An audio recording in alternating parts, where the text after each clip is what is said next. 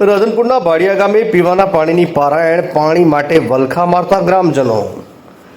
સરકારની નલ સે જલ યોજનાની વાતો પોકળ સાબિત કરતા દ્રશ્યો ભાડિયા ગામના, જ્યાં મહિલાઓ પીવાના પાણી માટે વલખા મારી રહી છે। છેલ્લા 3 વર્ષથી ભાડિયા ગામે પીવાના પાણીની પારાયણ યથાવત લોકો 800 રૂપિયા આપીને વેચાતું પાણી લાવવા મજબૂર બન્યા। ગ્રામ પંચાયતમાં લોકો પાણી વેરો ભરે છે, ત્યારે ગામમાં પાણી પહોંચાડવામાં તંત્ર મનમાની કેમ ચલાવી રહ્યું છે? પાણી વેરોને લઈને લોકોનો પાણી ન પહોંચાડતા તંત્ર સામે ગ્રામ પંચાયત સામે લોકોનો આક્રોશ। રાધનપુર તાલુકાના ભાડિયા ગામમાં ભર ઉનાળે પીવાના પાણીની પારાયણ ઊભી થઈ છે।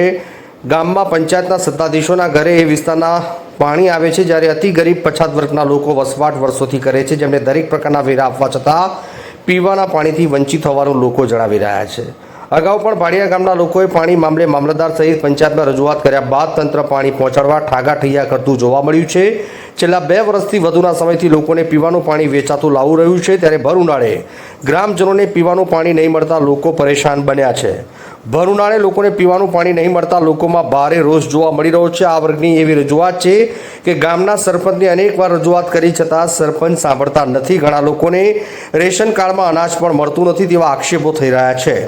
સરકારી મકાનો પાસ થયા તોય 5 મકાનોના હપ્તા 2017ના હજુ અટવાઈને પડ્યા છે। આવા અનેક પ્રશ્નો વચ્ચે પાટણ જિલ્લા મહિલા કોંગ્રેસ પ્રમુખ જયાબેન ઠાકોરને રજૂઆત કરતા જયાબેન ઠાકોરે ગામની રૂબરૂ મુલાકાત લઈ એમના પ્રશ્નો સાંભળ્યા બાદ જો સ્થાનિક તંત્ર દ્વારા નિરાકરણ નહીં આવે તો આગામી સમયમાં પાટણ કલેક્ટર કચેરી સુધી રજૂઆત કરવાની ચીમકી પણ ઉચ્ચારી છે। રિપોર્ટર નાથાલાલ ઠાકોર।